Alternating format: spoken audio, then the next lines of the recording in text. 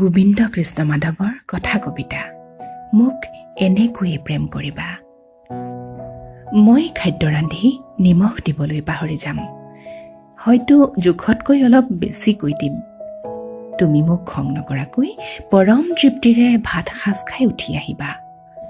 শুনা না মৰম, তুমি মোক এনেকৈয়ে প্ৰেম কৰিবা। মই কেতিয়াবা আইচক্ৰীম খাবলৈ জেদ ধৰিম, কিন্তু তুমি খং কৰা বুলি নোখোৱাকৈ থাকিম।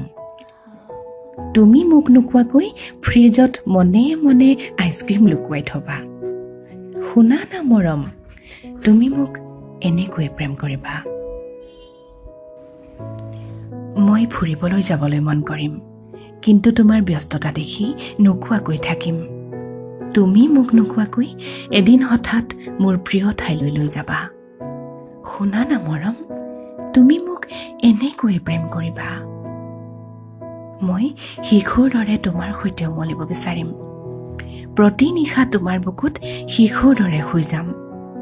তুমি মই গম নোপোৱাকৈ মই টোপনি গলে হাতত চকলেট গুজি থবা। শুনা না মৰম, তুমি মোক এনেকৈ প্ৰেম কৰিবা।